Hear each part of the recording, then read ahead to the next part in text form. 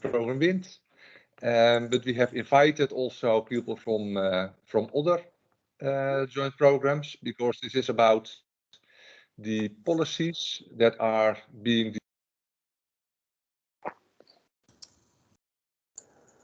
Peter, you're muted. I was muted. That is not good. Should I start again, or? We just missed the last word.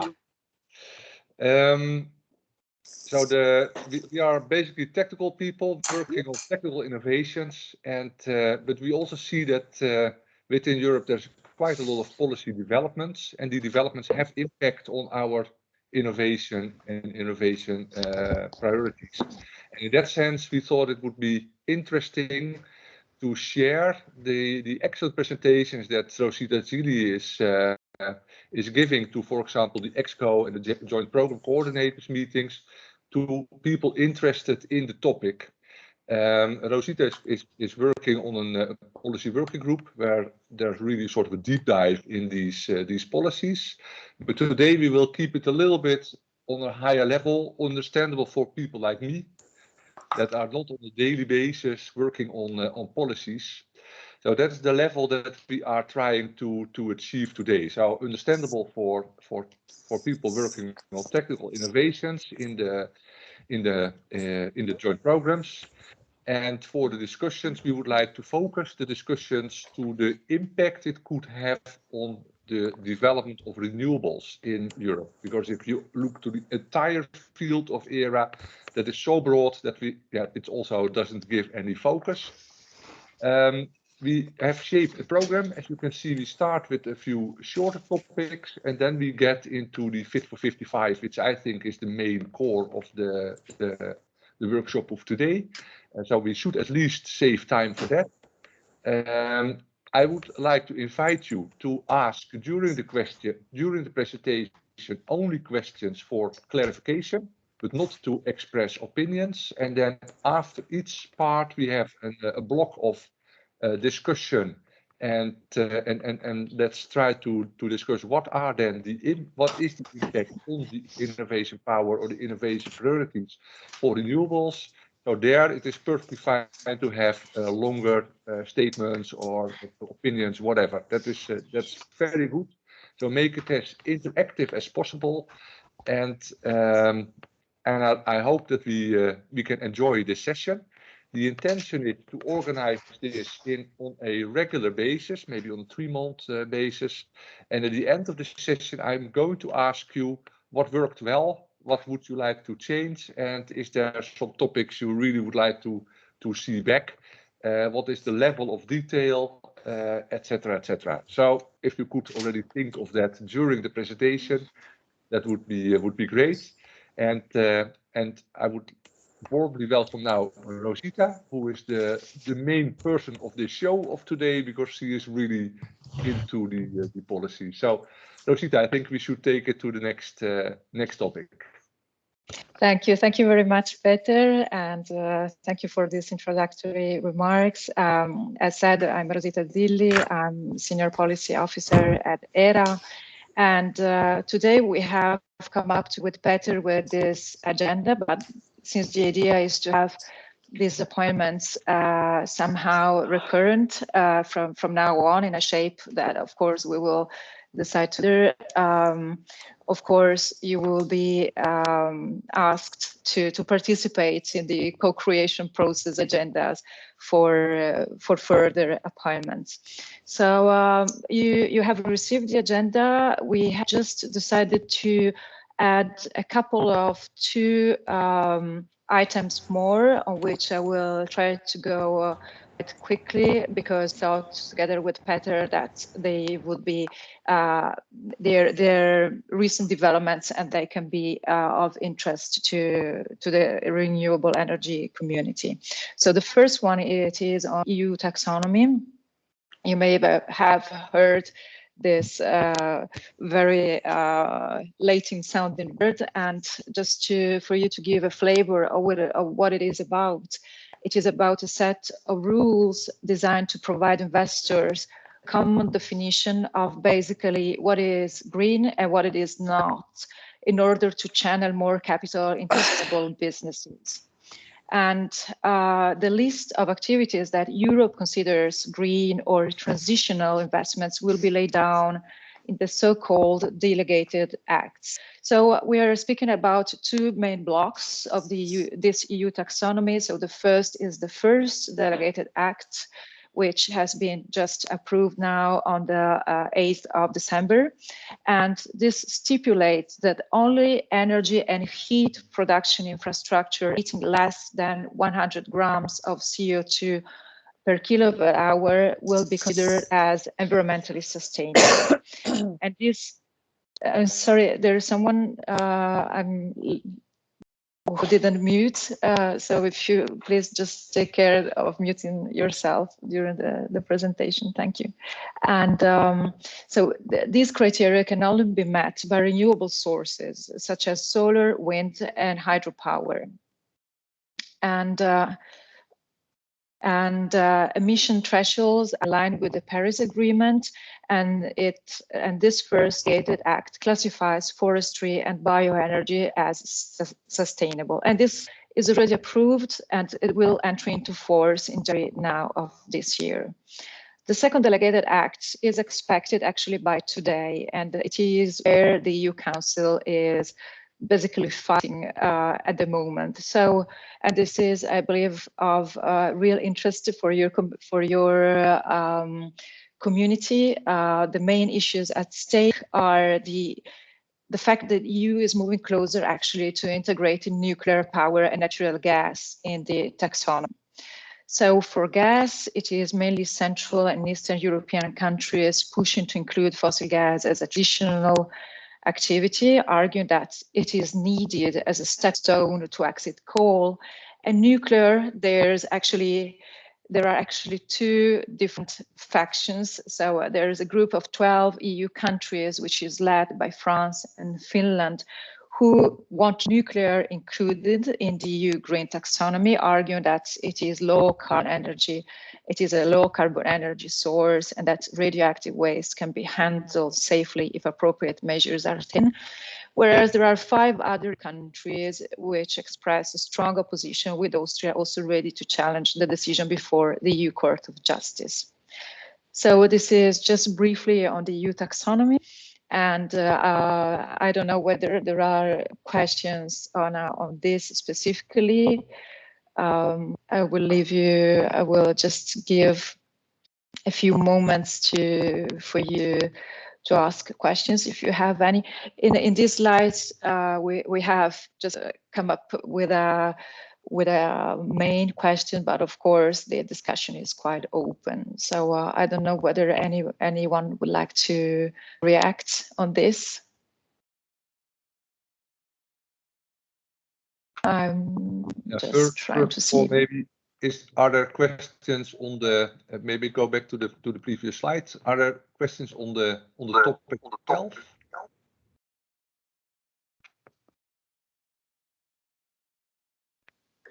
Okay, so if then Rosita, what I know from this taxonomy is that especially on the hydrogen and what is the definition of green hydrogen is something that is important for renewables.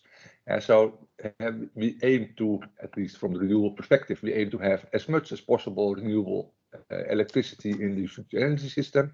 And then if you define green hydrogen as being sourced, so that the origin is from renewables, that's of course much a big difference than when it could also come from nuclear power, and that, at least within the wind community, that's a big issue, I would say.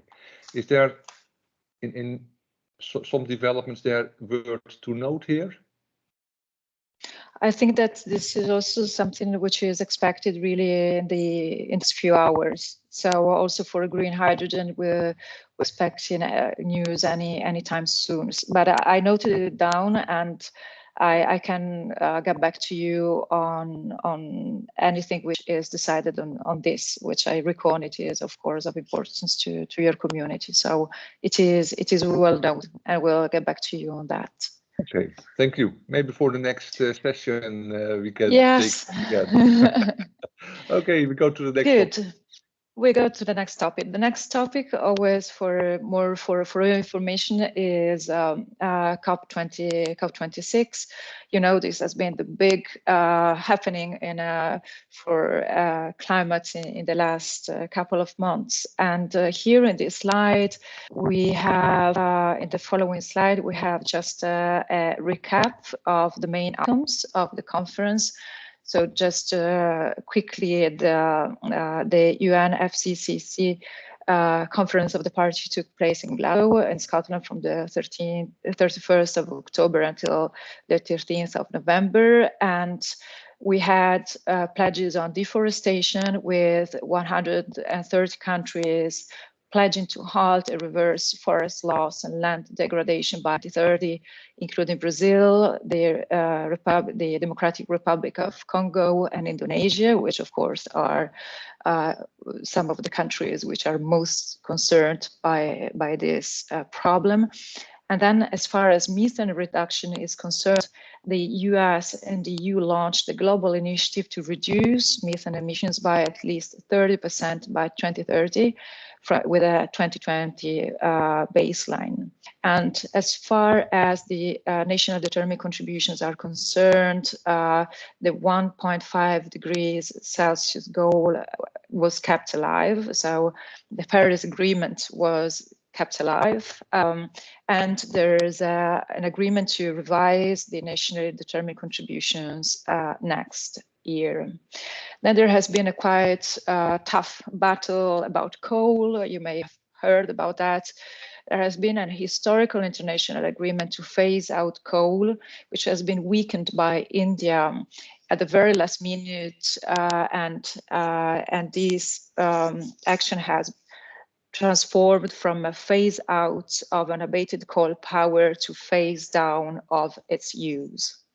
And as far as climate finance is concerned, developed countries committed $100 billion per year to international climate finance between 2020 and 2025 for most vulnerable countries and small island states. And the EU committed 100 million euros to this.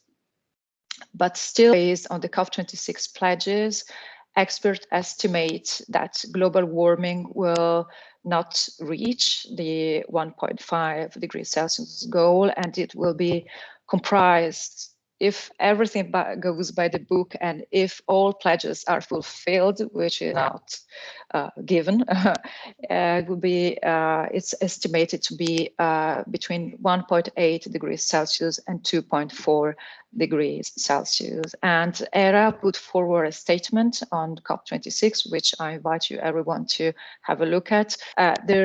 We forgot to say that this presentation is full of links, but don't worry, you will receive it afterwards. So you will be able to click on all of those to get all the information you need. And in our statement, we carried out an analysis of the outcomes of the conference, underline how, in spite of the fact that the Paris goals kept alive, the world remains dangerously off track, the 1.5 degrees Celsius scenario. And here in slides, I will not go into detail, into much details. Just next slide, Rafa, please. Okay, and here it is a comparison of scenarios. So it puts a bit in a graphically what I have just explained so far about the fact that greenhouse emissions remain far off track for global climate goals. So here you see the different scenarios for the current policies and different situations for which, for example, for unconditional national determined contributions or conditional national determined contributions, and the different projections. Yes, this is it for the COP26. And again, I would just open the floor for comments and reactions and any thoughts that you have on this. Yeah. Cornelis? Yeah. I'm Cornelis Blok at Delft University of Technology, and a member of the Science Board of NERA, the Netherlands branch of EERA. I would like to add a positive note to it, and that is that the Paris Agreement works. Say that the Paris Agreement, one of the elements was a so-called ratcheting up mechanism, and that means that as long as the 1.5 or well below 2 degree target is not in sight, countries should come every 5 years with more ambitious pledges. And in fact, that has worked. Say in Paris, we moved from a long-term outlook of 4 degrees to 3 degrees, or a little bit below that. And we are now in that range that you mentioned of 1.8 to 2.4. And that is a big step forward. Say if after 5 years we have already reached that. And on top of that, the country said, okay, this is not going fast enough. So next year there will be a new ratcheting up. So in 2022, countries need again come with more ambitious targets. So it is it's your point that we are not doing enough and we are still off track. That's also true, but we are moving well in the right direction. Also, we have seen so far that on average countries are more or less sticking to their pledges. If you look at the very detailed analysis of the Climate Action Tracker, you show, okay, some countries are underperforming, but others are overperforming, and overall they do fairly well so far. So just to add something positive. Yeah, thanks for that. But still the challenge is to the accelerated implementation of renewables. If we talk about renewables, is still, of course, there's nothing changed in that sense, isn't it? Even maybe we should even accelerate faster. Fully agree with that. Yeah. Yeah, but thanks for the comment. Anybody else? What I noticed, Rosita, is that besides, let's say, the climate targets that we see popping up, also biodiversity was more prominently on the agenda, and I think it is also in line with some of the R&I strategies of the EERA joint programs, wind, solar, that environment, sustainability, circularity, biodiversity is really something that we should also take into account and maybe also have specific innovations to address those issues. Yes, just to react very quickly on this, Peter, absolutely. Biodiversity is under radar already, and it is one of the actions on which we would like to focus on policy beginning of next year. So definitely, yes. I see that we have a question from Mr. Yeah. I cannot see very well with my screen. Maybe you Albert. can help me with your name. Albert, please. Yeah, Albert Goede from the Netherlands, coordinator of the joint program on energy storage and chemicals. I'm pleased to see that there are pledges to also reduce the methane emissions by Europe and the US. However, what I miss in the discussions completely is the permafrost methane reserve in Siberia, right? The Siberian area is full of methane stored in permafrost. If that heats up, you know, you get an explosion of methane that could actually kickstart an irreversible change in climate, so sort of tipping point. Why was that not discussed? Is that at all an issue? I mean, at the moment we see record temperatures in Siberia, right, rising above 30 degrees. Mm-hmm. So, yeah, maybe why it's not discussed, maybe that's up to the politicians, but let's take it the other way around towards EERA. So from the joint programs, do you see an opportunity or a necessity that we address this issue, and are there possible solutions, or is this something that is so interlinked with the rising temperature that it's, yeah, basically you can't do anything about it? Is it what's your view on that? Well, the thing you can do about it is to reduce the temperature rise, right? Yeah, The average temperature rise. Yeah. Yes. And that's exactly what is the intention of all this, right? Say we cannot once the temperature is rising, we can do nothing about the methane emissions in Siberia. So the only thing is we can reduce the greenhouse gas emissions that we have in control, and that's why we look at the methane emissions. Yeah. The man-made methane emissions. Yeah, but it seems trivial as compared with the huge amount of methane stored in permafrost. Yeah, okay. Okay. I think I think thank you for the contribution. I would suggest to go to the next topic, and but this is certainly something that that we, as within EERA, we could also address this topic a bit more. Maybe that is, I think it's worthwhile to do. Thanks for the contribution. Next topic, Rosita. Absolutely, absolutely. Yes, thank you for the contribution. We're eagerly taking note about all the points you raised. So this is very important for us also know where the hotspots of your attention, and also to guide our view on the policy issues. So thank you for that. Yes, we will continue with the action plan on the digitalization of the energy sector. So this action plan, the publication is expected by the European Commission for the second quarter of next year.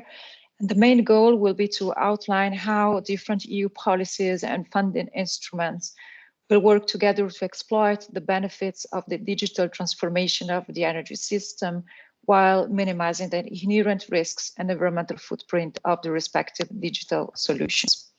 And the roadmap for the action plan was published on the 23rd of July, and a public consultation on the actual action plan was launched on the 4th of October, and it will run until the 24th of January of next year. And this is an initiative stemming from the 2020 communication and EU strategy for energy system integration, which presents the vision of an integrated system that is more electrified, more efficient, more flexible, and that uses infrastructure more wisely.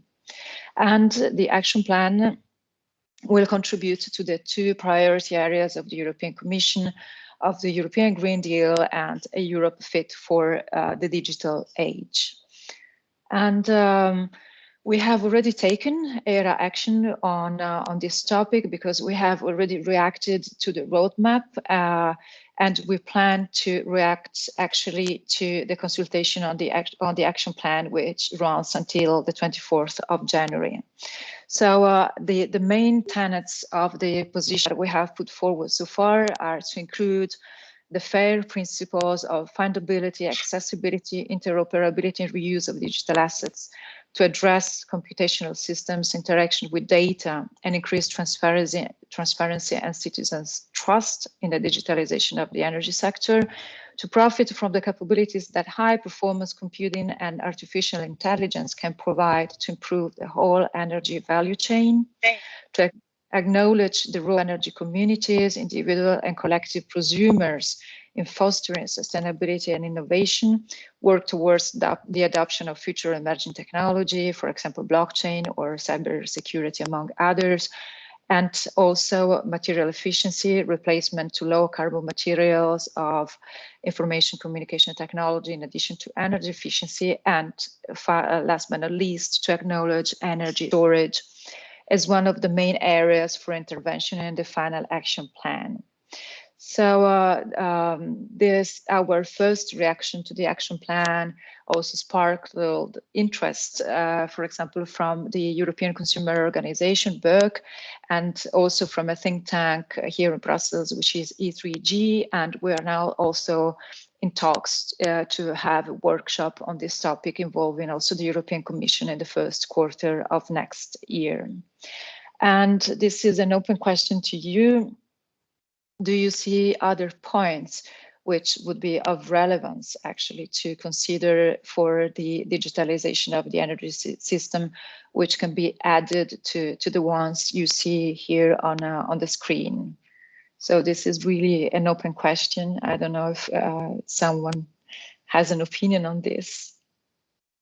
And yeah, and not to forget, but Peter will mention it, that we have a transversal joint program on the digitalization for energy, which actually was very prominent in helping us in supporting the Secretariat to develop our first position on this topic. So, are there questions for clarification? Or does somebody want to add something to the discussion?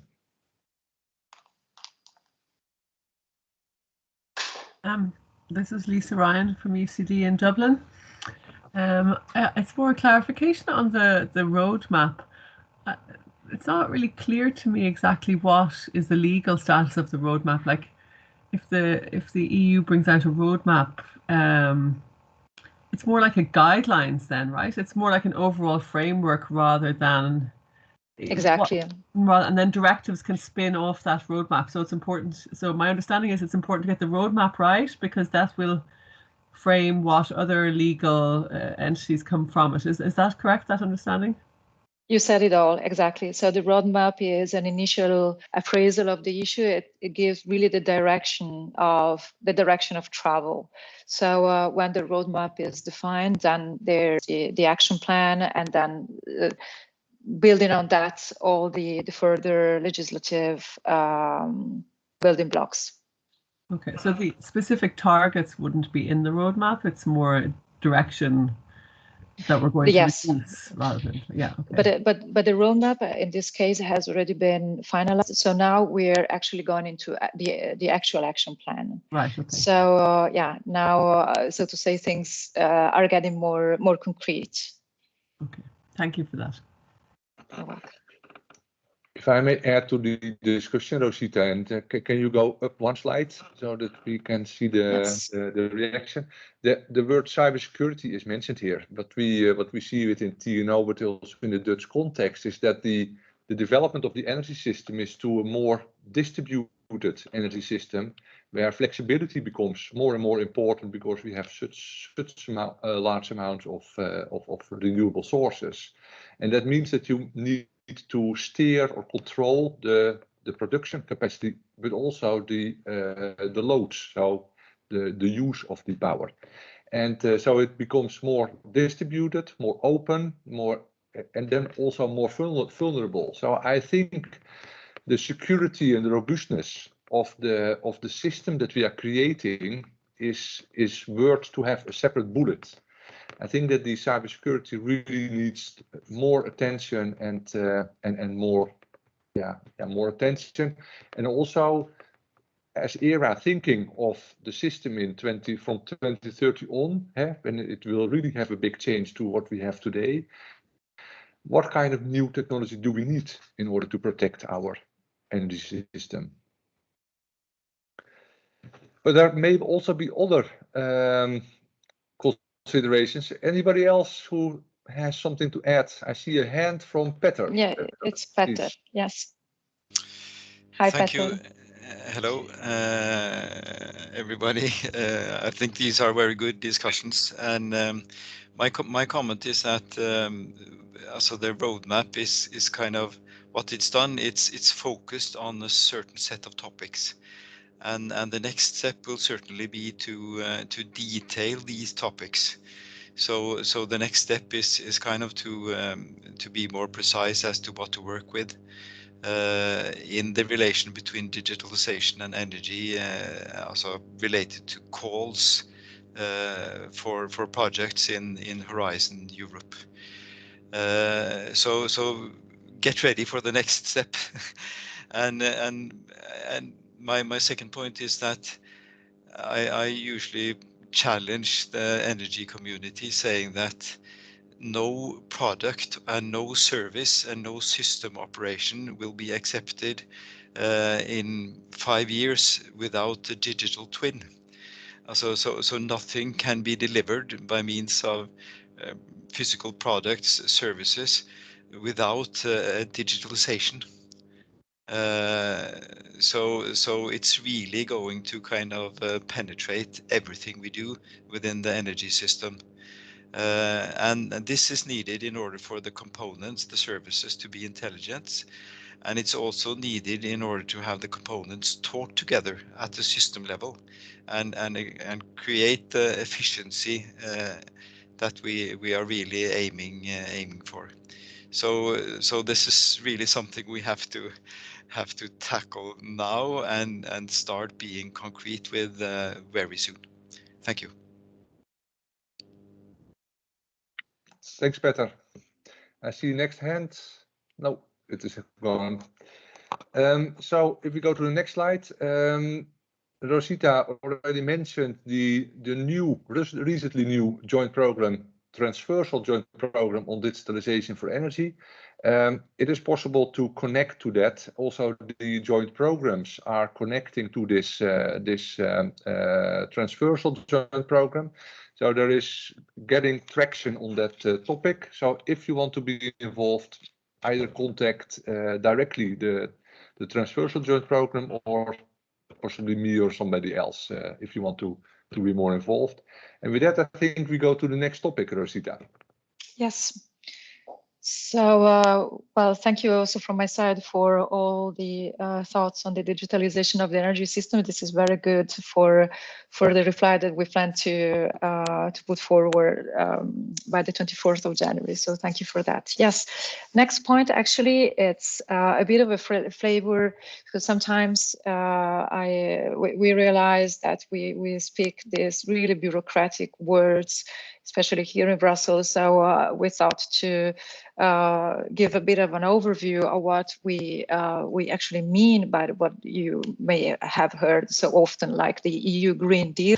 So just quickly for your information, it is a mammoth package which was published on the 11th of December of 2019, and it is a green pact setting out a detailed vision to make Europe a climate neutral continent by 2050 by, for example, supplying clean, affordable and secure energy. And it is comprised, of course, of a set of policy initiatives.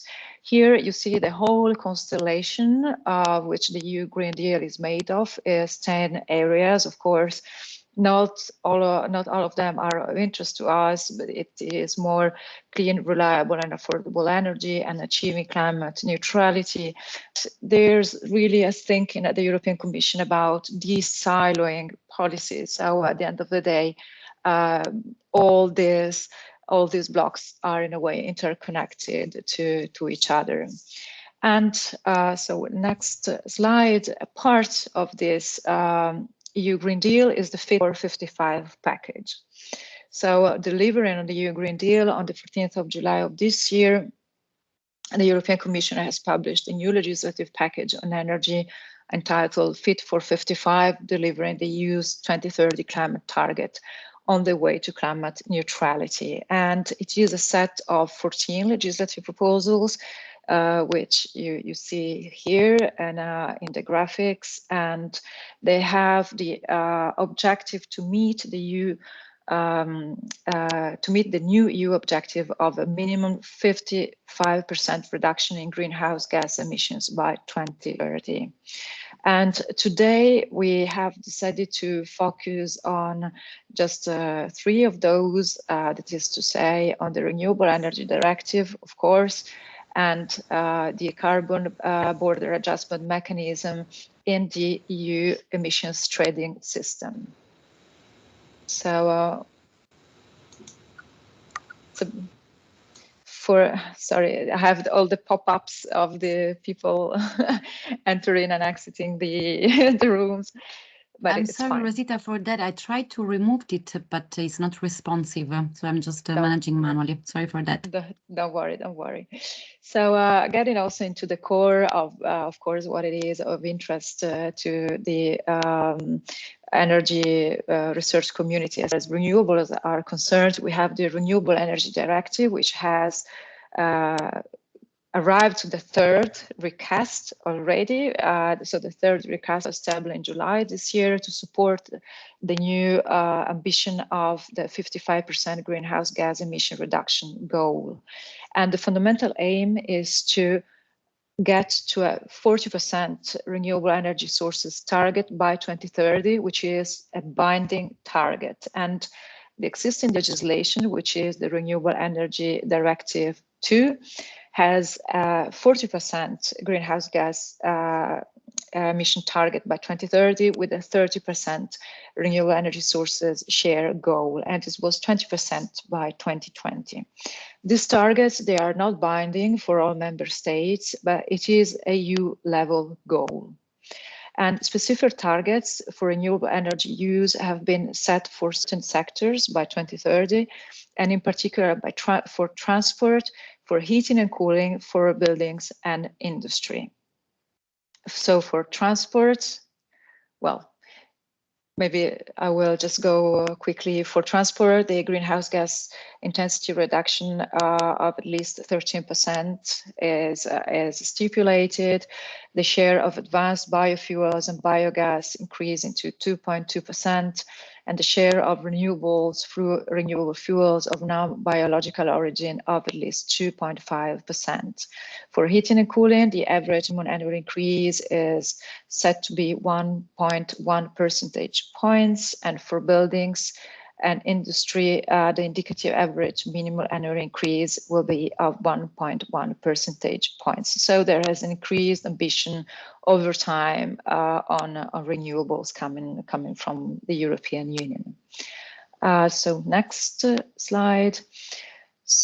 Yeah, I see there's a question. I don't know if we want to. It's Lisa Ryan again. Could I just clarify the point on binding versus non-binding for the member states? Binding means that it's the targets are non-binding for all member states. It's an EU level goal. So from I understood from an Irish perspective, they were expecting to have to achieve 40% renewable target by 2030. Is that not the case? Or how will that be driven then? Is that through greenhouse gas emissions targets which are binding? And then we expect that member states to achieve their 40% greenhouse gas emissions targets, they will anyway then make sure that they have enough renewables, or how will that be driven? Yeah, it will be actually, it will really depend, since also member states, they have very different situations across the European Union. So this is why they didn't want to put targets at state level, but it is a EU level goal. So most likely there will be the member states which are more advanced will counterbalance for the member states which are lagging behind actually in the uptake of renewables. And so this is why they decided to go for an EU goal and not for a specific member state goal. And is it the same for those sectoral targets that you have laid out there? They're also not binding for individual member states. It's an EU goal also.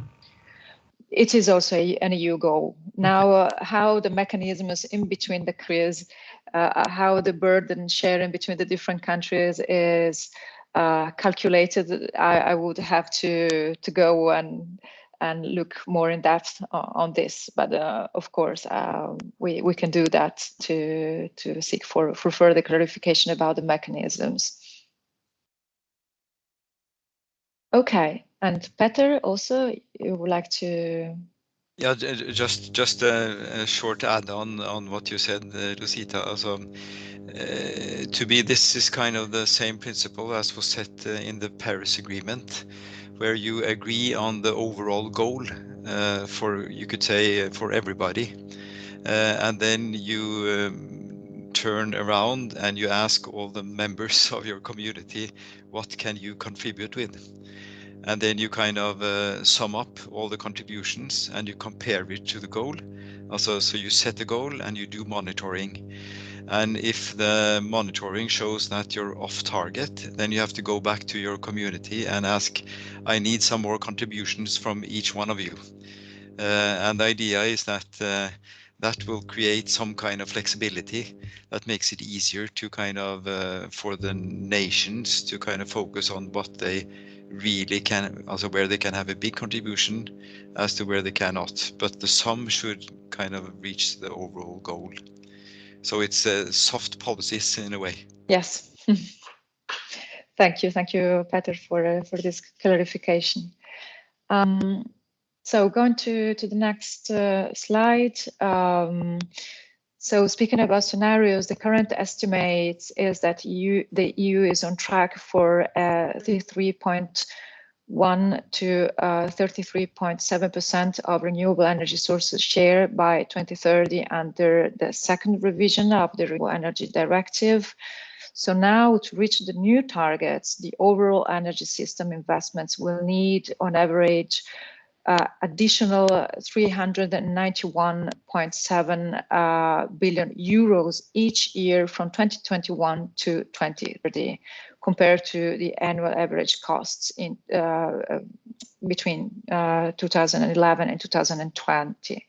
And the fastest growing renewable energy sources in the EU, no wonder about that, it's wind and PV installations. And here it is just for your reference, the latest legislative developments of the file. So after the proposal is made by the European Commission, it goes into a co-decision mechanism between the European Parliament and the EU Council. And this is where now the file sits. So it is discussed at EU Parliament and Council level. And then we can go to the opportunities and challenges. Here is just a list which is intended to be food for thought. So in the opportunities, it is that to reach the objectives of the third recast of the Renewable Energy Directive, of course, more funding, we have seen that will be available for further development of energy from renewable sources. And of course, research and innovation will play a key role in attaining the targets set. And therefore, policymakers will need to listen carefully actually to what you say. And it is an opportunity for the energy research community to make, of course, its voice heard.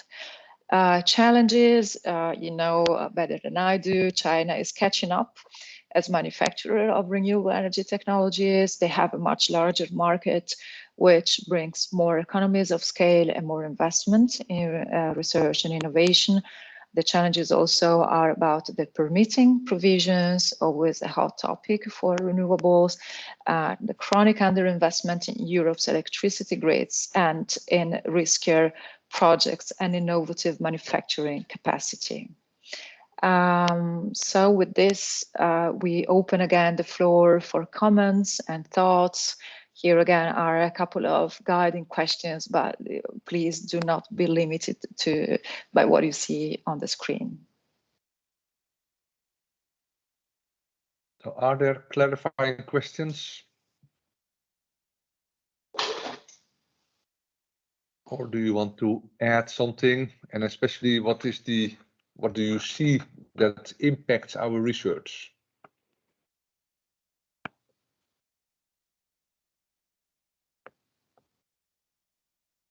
Maybe we can go back to the previous slide where just a flavor of the opportunities and challenges for energy research and renewables are listed. So if you see more opportunities or more challenges, you're very welcome to say so.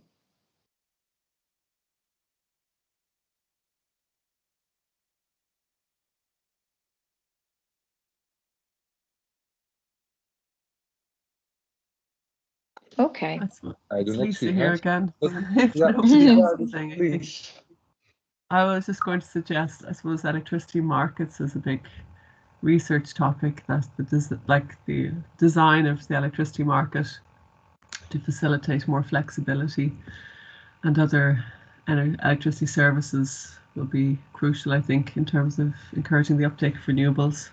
More research is needed. And from which joint program are you mainly? Where are you mainly working in? Energy system integration, ESI. ESI, yeah. Okay. Yeah, maybe it's good to mention that also within the in other joint programs like wind, we have a specific program on let's say the market and environment and all the human factor, whatever. So the market is really a crucial part for the development of offshore wind farms, larger wind farms, because the uptake of the power is over the next 20 years, and the price you can get for that is of course determining for the business case that and so you need it today if you want to do the investment decisions. Now this is indeed a big topic that is being researched.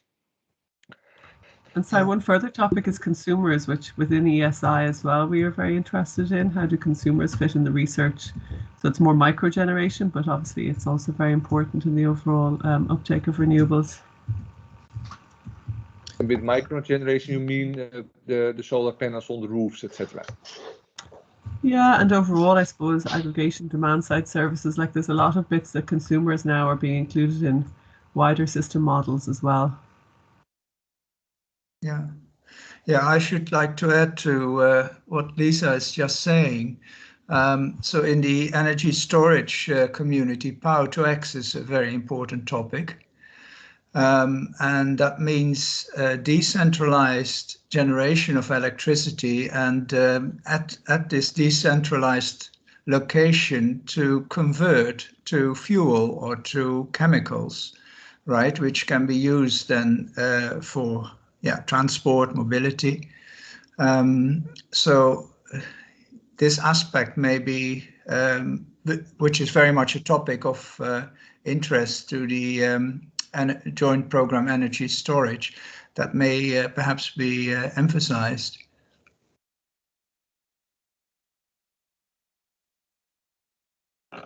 Right, it means a different setup of the electricity grid with decentralized locations where you actually immediately convert the electricity, particularly the surplus electricity, into chemicals like ammonia, right, for food industry, or like kerosene for aviation fuel.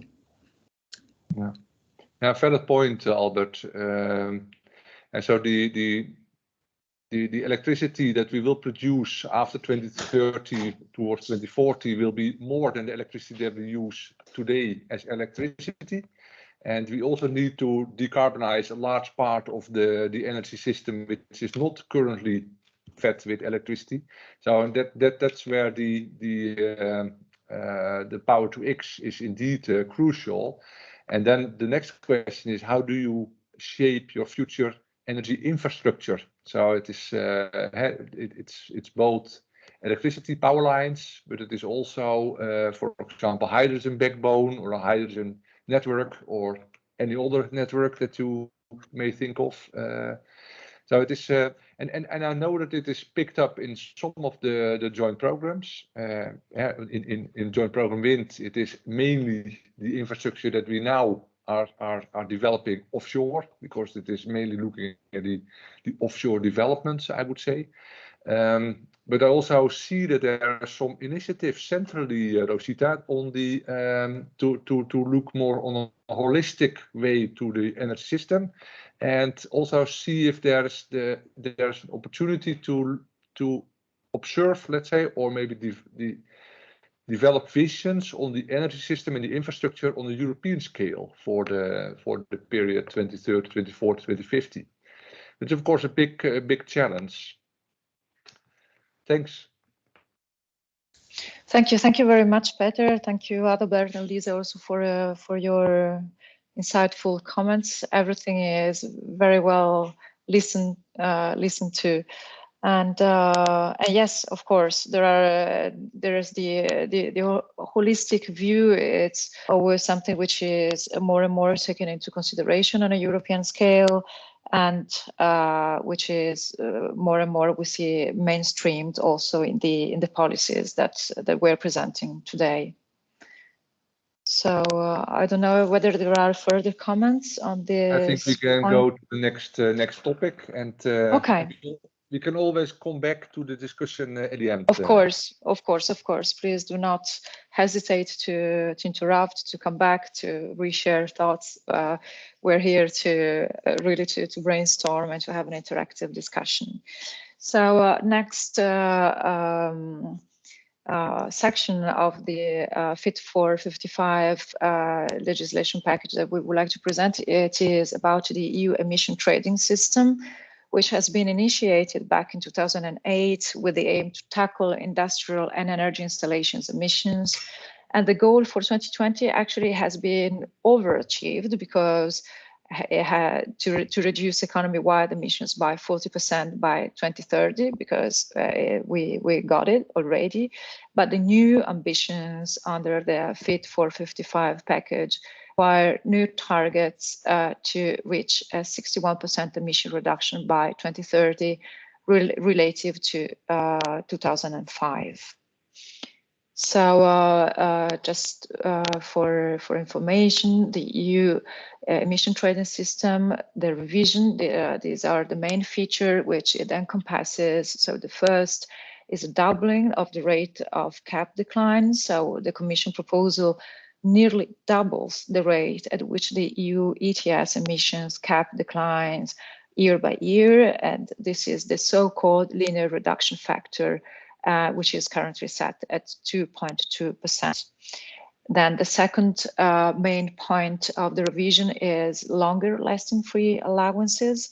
So sectors covered by free allowances will continue to enjoy this benefit until 2026, when the carbon border adjustment mechanism will enter into force. And this is to avoid carbon leakage of specific areas. This is the new revision encompasses aviation and shipping. So half of the international shipping will be brought into the EU ETS, and the free allowances for intra-EU flights will be phased out. And fourth main tenet of the revision is that road, transport and buildings will get their own parallel EU ETS system. And the new ETS will target distributors of heating and transport fuels rather than individual car owners or drivers or building owners.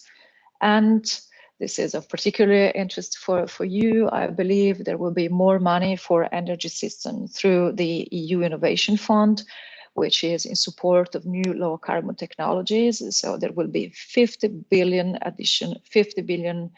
euros additional, which will be spread over the next 10 years. And the modernization fund will help member states with lower GDP to upgrade their energy systems. And the funding for this modernization fund will be more than doubled.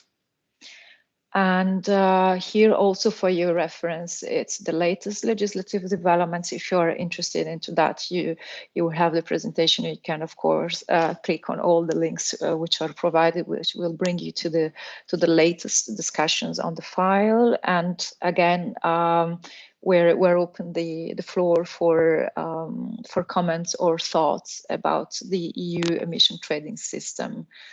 We have decided to give an update on this because the EU emission trading systems, together with the Renewable Energy Directive, has been one of the main drivers actually for the uptake of renewables in Europe. So we thought that it would have been interesting to give you a flavor of the latest development on this file. So yeah, again, any thoughts or comments on this?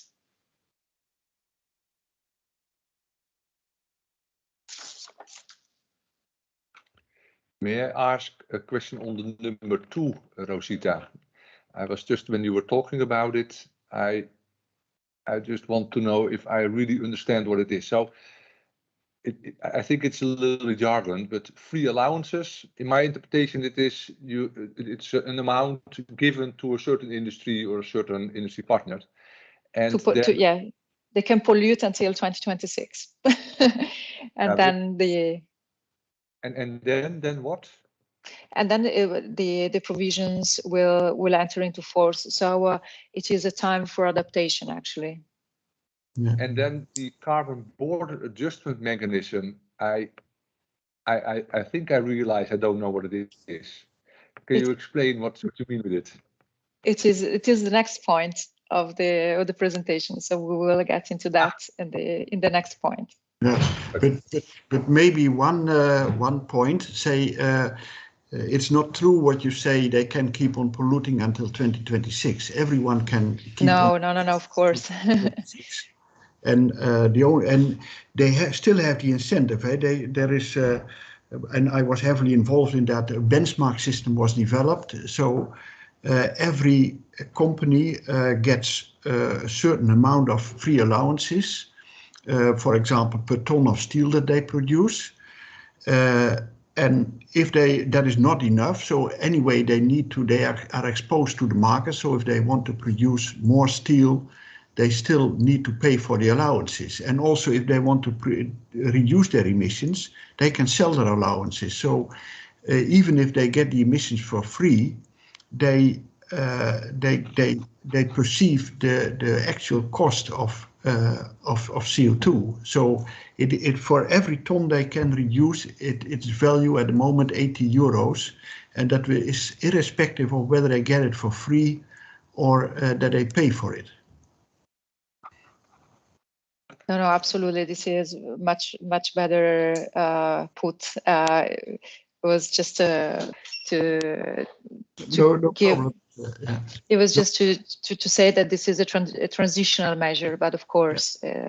And it is clear that this is intended to protect the European industry. But if you would say, let's face it, if we would have the 80 euro per ton price, say if we had not had this free allowances, all the European steel industry would still simply be closed down today. And the question is, what does that help then? Say the steel is made somewhere else. Yeah. Absolutely, yes. Yeah, there is fine balance. Of course, for the renewables, it really helps when you have a high carbon price. But for a lot of industries, it doesn't help. But of course, it also has the intention to force them or to stimulate them to a more CO2 friendly way of producing it. And yeah, of course, we need to go in that direction. I see a hand from Lisa. Hello again. I just have a question about the new expansion into transport fuels and buildings. Do we think that this is going to go through? I understand that some governments are still against it, and I can see why. I mean, the carbon price that you would need to reduce emissions in transport is much higher than you would need in buildings or at the electricity sector. So the risk is that transport, in fact, does nothing.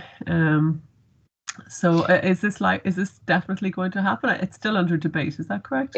Exactly, this is still under debate. So precisely as you've seen, this is a proposal from the European Commission, but everything needs to go through the European Parliament and the EU Council. And so currently there's nothing set in stone. So the discussions are still open, and I can definitely see your point, and it is actually one of the main points of the discussion. So where it's not finalized yet. Yes.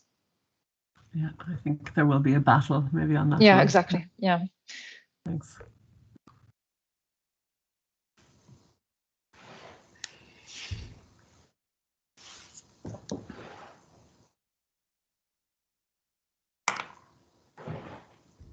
So Peter, you're muted, but I just thought you said that we. Yeah, anybody else, or shall we go to the next topic? I maybe see a hand, but I don't know whether it is an old hand. That is Lisa. Okay. Oh, Cornelis. Maybe I can make an additional comment. Yes. You said I think there was a comment that renewable energy, the emission trading scheme has been an important mechanism to stimulate renewables, and I think until 1 year ago that was hardly the case because prices were so low, and the price of 20 euro per ton CO2 is not even 1 cent per kilowatt hour. So that's not enough to stimulate renewables. But now with the lower cost of renewables and a much higher price of CO2, say we now talk about 4 or 5 cent difference that the EU ETS is making. And so we enter in from a period where it didn't make a difference to a period where it probably is determining the uptake of renewables. But the only thing is, it's a very uncertain mechanism. Say we come from a period where we had feed-in systems and auctions, and that were that generated fixed revenue streams for renewable projects, and we move now to the stimulation via the emission trading scheme, and we do not know what the price will be in a year from now. But okay, that's a new challenge that we have ahead of us. Yeah, and can I ask, why do you say it will determine? So the price will determine the development of renewables. What's the mechanism there that you say fossil? Yeah, at the moment we have a crazy electricity and natural gas prices, of course, but this is a temporary situation. But if the prices of CO2 remain at the level of 80 euro per ton CO2, say then we do hardly need any support mechanisms, feed-in systems or whatever anymore. Yeah, I understand. So I was just wondering what the main, but I see that as well. That is yeah, true. It really, in that sense, it really helps to improve the business case for renewables, of course, compared to the And it also does not help the business case of gas, coal, and let's say the fossil plants. No. And in that sense, it will probably also stimulate Power-to-X development, isn't it? Yeah. Certainly, yeah. Nice. Anybody want to contribute here? Otherwise, I would say, Rosita, let's go to the next topic and answer my question, which I shouldn't have asked because I knew this was coming up. Yeah. So also connected to the EU emission trading system is the carbon adjustment mechanism. So it is a mechanism which is set to limit the loss of market shares for ETS covered industries, and also, as you mentioned, to avoid industries abandoning the European Union. So importers are required to buy carbon certificates covering the corresponding ETS carbon prices, but deductions will activate if origin country already has a functioning ETS. I may recall that, for example, Canada or Japan, they have similar systems in place. So in this case, deductions would apply. The coverage, initially, it is only for 5 sectors, electricity, iron and steel, cement, aluminium, and fertilizers. And imports in these sectors are currently evaluated to represent 200 million tons of CO2. And the only emissions directly produced by importers will be counted. So indirect emissions associated with purchased heat or electricity would not count under this mechanism. And as far as the impacts are concerned, the scope includes countries like Norway, Switzerland, whereas the most hit countries will be Russia, Turkey, China, the United Kingdom. So as far as budget is concerned, the measure would raise around 9 billion euros in 2030, based on its assumption that EU ETS prices will reach around 85 euros per ton. And the raised money would go to the EU budget, making the carbon border adjustment mechanism revenue raising tool to help the Commission pay back its 750 billion euros in pandemic recovery funds. And here it's a bit specific for importers. I can go quickly through it. So allowances would not be tradable and could not be banked, meaning that they could not be bought in the current year for use in the future.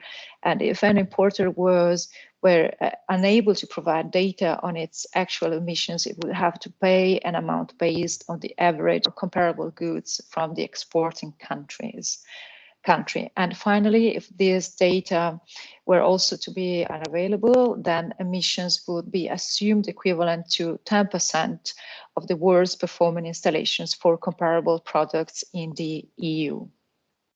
So this is here same as for the other files which are under the 455 package. They are under discussion. So all the proposals that we have presented, they come actually from the European Commission, but they are all currently discussed at European Parliament and Council level. And here again, you have all the links to dive deep for more information about where discussions are now happening. And again, and actually this is the last point for today for analysis of policy streams. So we open the floor again for an open discussion. And again, here we have a couple of guiding questions, but please feel free to share with us your thoughts and impressions and comments on this. It is actually a point which is very linked to what we have been saying earlier on about ETS. So I don't know whether there are further thoughts and comments on this. Are there questions to Rosita?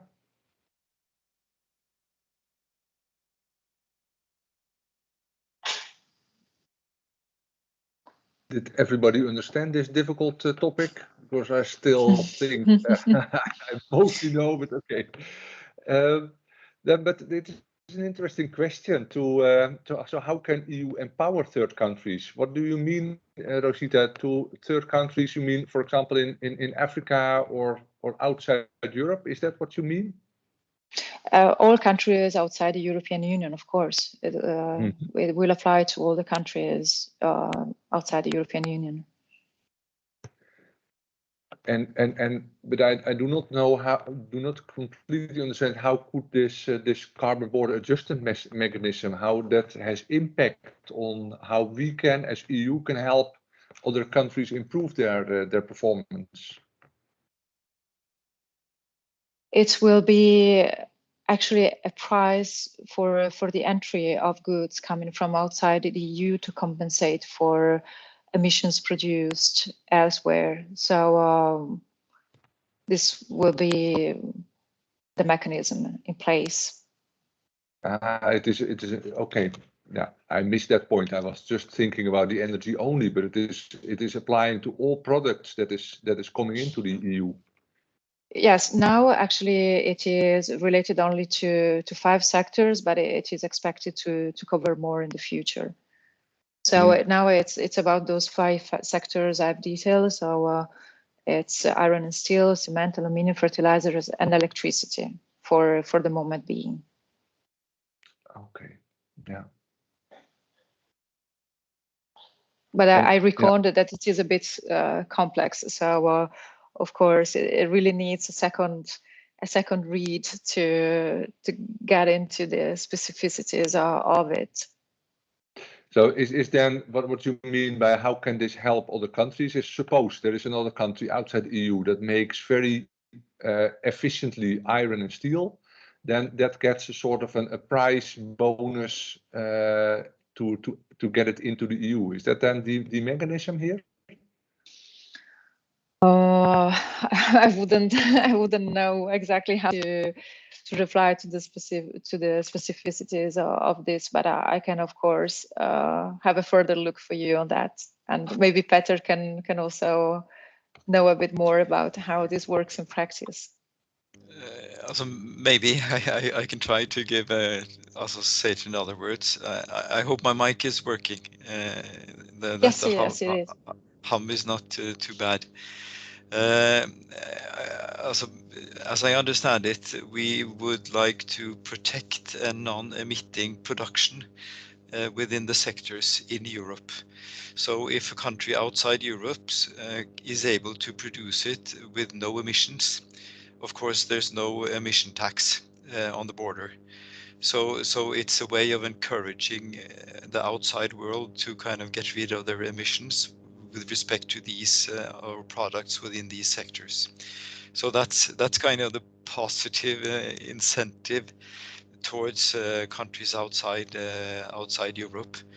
But at the same time, also the downside for them is that if they produce the products by means of power produced by coal with a lot of emissions, they will see a high tax and will have certainly a negative impact on their trade with Europe. So the hope is that our market is so big and attractive that it will kind of guide the rest of the world on the right track. Exactly. It is a move towards a full pricing actually in carbon, and the aim is really to create a level playing field for EU producers in certain sectors. And Lisa, also you wanted to. Yeah, I guess it's also questions on the specifics, so maybe it's too much detail for here, but yeah, I'm trying to imagine, like, if we're putting a price on emissions of products coming in those sectors, and I think you said embedded emissions, is that different? So I'm just, like, in Europe, for example, our iron and steel industry, they're subject to the emissions trading scheme. So it's the emissions that are during production of iron and steel that are counted are more than the production of the product. Like, what do we mean by embedded is my first question. And the second is, if they are coming from a country like the UK, it has already a carbon tax and emissions trading scheme. And they've paid there, do they pay again? I just wonder how. It sounds very complex how to do it. Yeah. It is. So actually, I understand the principle, but I don't understand how they do it exactly. Yeah. I think that actually there are, to avoid double counting, it really depends on the country. So I guess that it comes with a certificate, and not to penalize countries which actually have already an emission trading system in place. But again, I would need to look more in the nitty-gritty of it. But I will gladly do it for you. So I've taken all my notes, and I will be happy to get back to you on that. I appreciate it. Thank you.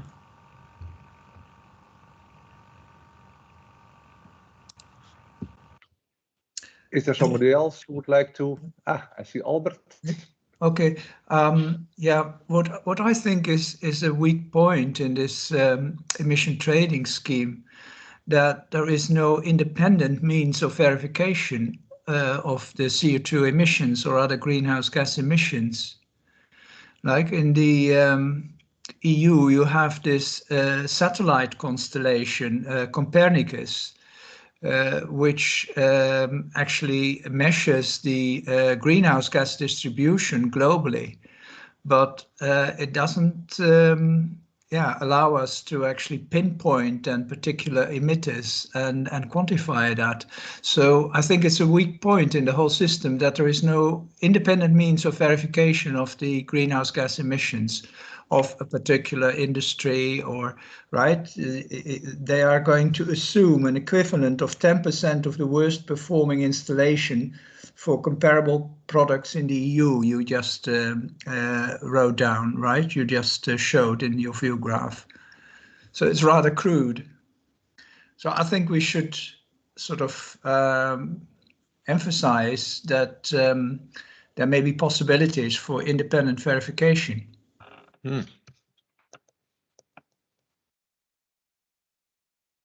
Maybe I can say something about that. There is independent verification. Say there are very extended monitoring guidelines, because industrial processes are very complex. So it's very well described how the monitoring should be done. The monitoring, every company must do an independent, must do monitoring and let it be independently verified by an external party. Then all this needs to be submitted to national authorities in every country, and every country of the EU has such an authority. In the Netherlands, for example, that's a Netherlands Emissions Authority. And so there is, there is probably no system where the verification is so precise as what you have in the EU ETS. Well, why then this comment, right? In the view graphs, it says importers. Finally, if this data were also to be unavailable, then emissions would be assumed equivalent to the 10% worst performing installations for comparable products in the EU. So but that's not necessary according to you. No, but this is, say, what I just mentioned is the internal verification. Yeah. The internal verification is done very well. So we also know very precisely how worse the 10% worst performing installations are doing. But this is about, okay, if an external party imports steel and they cannot show a complete assessment of their emissions, then they will be in fact penalized by giving them a default emission value comparable to the 10% worst performing. Yeah. And I think this is the difference. So inside the EU, the tracking and the certification is very well done, but outside the EU it is of course more difficult and less established, I think, and that's so. And we are here talking about importers from countries outside the EU, inside the EU community. I think that is that's where the discussion boils down to. Yeah, but okay, both are possible. Both are necessary, are required to get a full accountability. Yeah, true. So you would need an independent verification system, right? A global independent verification system that would solve that problem. Yeah. And do you know if such a system is being developed, Rosita? I do not know of that. Maybe somebody else within the audience. As far as I know, this Copernicus system, right? A satellite constellation, and I was involved in it myself in an earlier life. And the problem there was really CO2 emissions are very hard to quantify. Now I get a strange echo from somebody. But I will give the word to Rosita first. Yeah. There was also Peter who wanted to intervene. So I can just give a comment. I think what we're doing now is really identifying, you could say, gaps as in the schemes. Where do we lack tools to do it precisely and in a good way? And that's actually what's part of the aim for the EERA policy work, to identify, you could say, research challenges, and then of course industrial opportunities for actually doing the monitoring in a best possible way in order to have the schemes work. So this is really the type of discussion we'd like to see. Where are the gaps here that we can help, you could say, Europe to perform on? Thank you. Thank you. I think it would be if for a take out of this session, it's an interesting notion that this worldwide monitoring scheme, that is something that we may also pick up as EERA. Anybody else?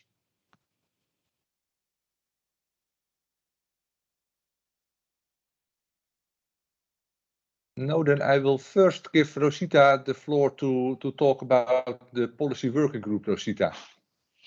Yes, and I'm very happy that Peter Stoa is with us on the call. So he is my co-chair at the Policy Working Group. So just for you to know, the policy function is a structural function at EERA, which interlinks with all the other functions of the Secretariat, so the strategic, the projects, and the communications functions.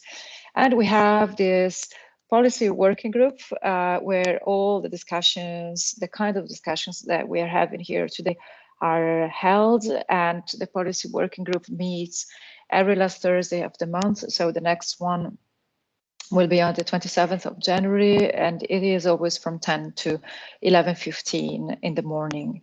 And what we do is to present the latest policy developments at the EU international level and discuss and basically do what we have been doing today. So discussing about topics of interest, hotspots, gaps.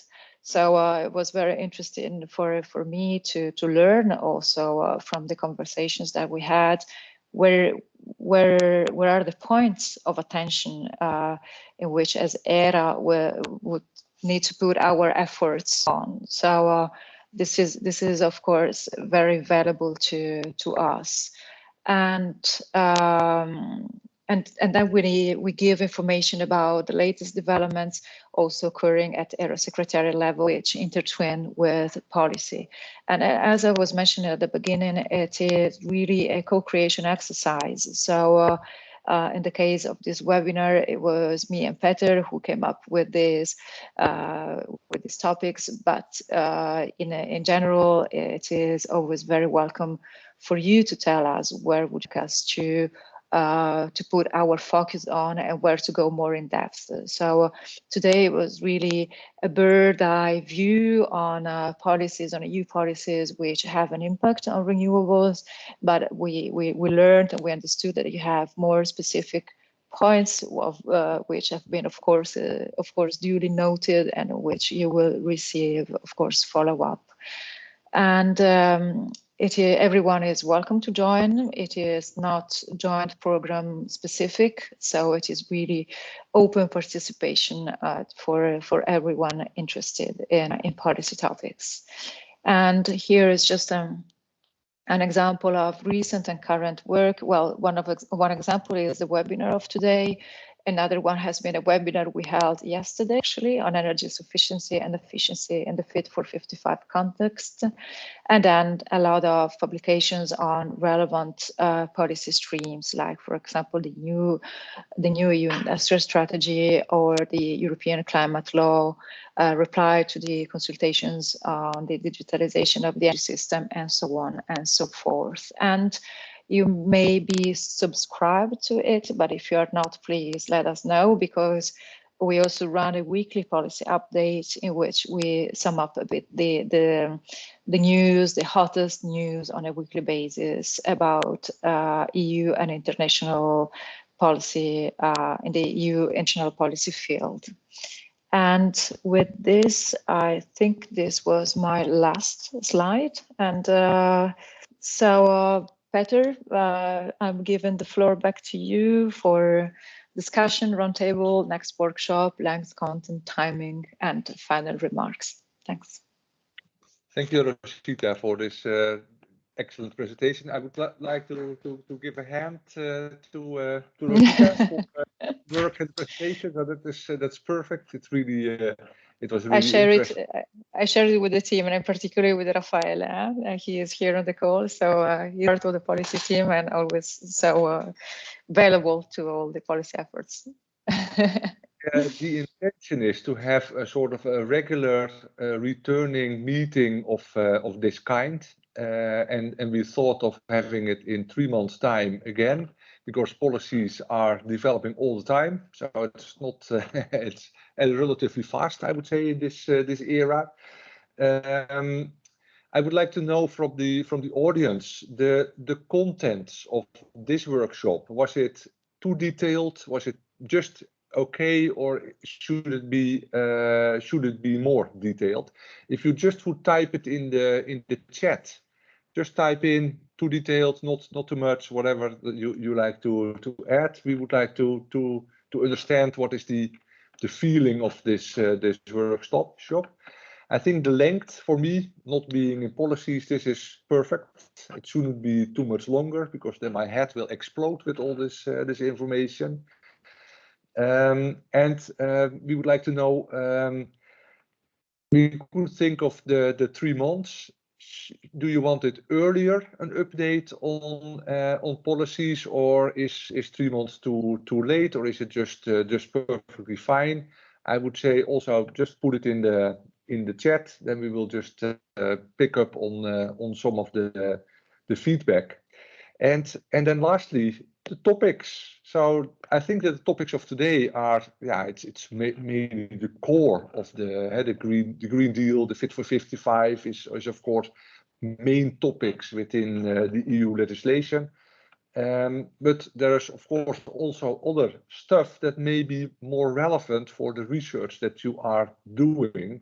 So if you have a topic that you think, okay, let's talk about this next time, put it on in the chat, and I will also open the floor because we have a few minutes. If somebody would like to give verbal feedback, please do so and raise your hand.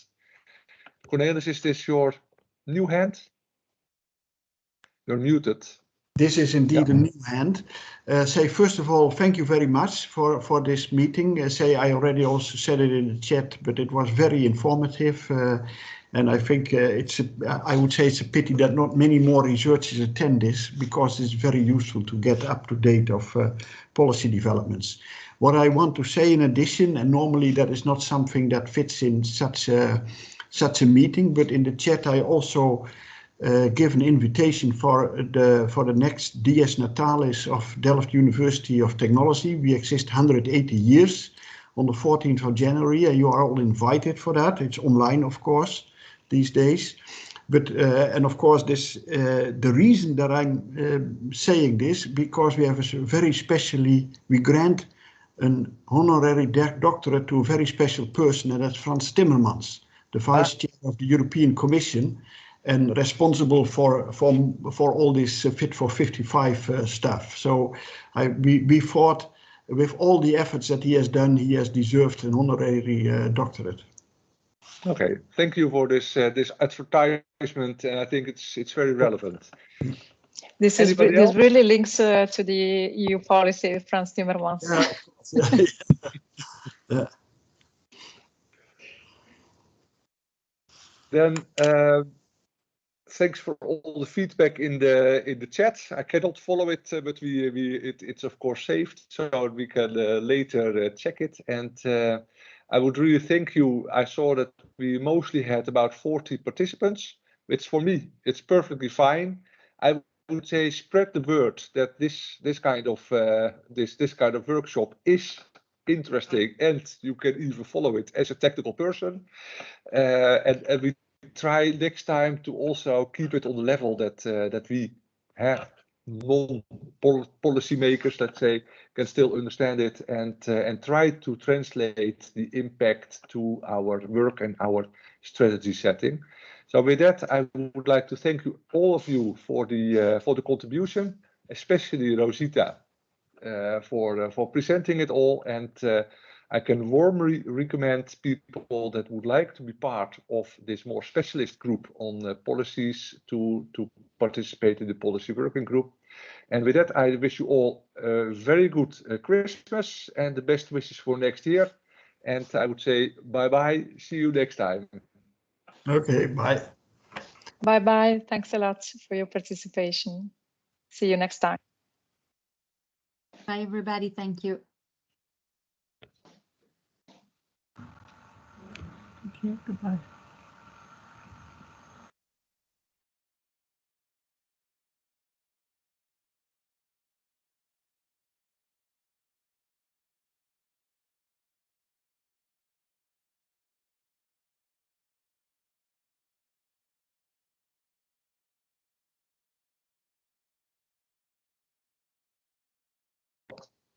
Rosita, thanks. I really enjoyed it. Also, Rafael. So No, thanks to you. Thanks to you, Peter. I think you are a very good moderator. So it helped. It helped the discussion. Absolutely. Yes, just 1 second.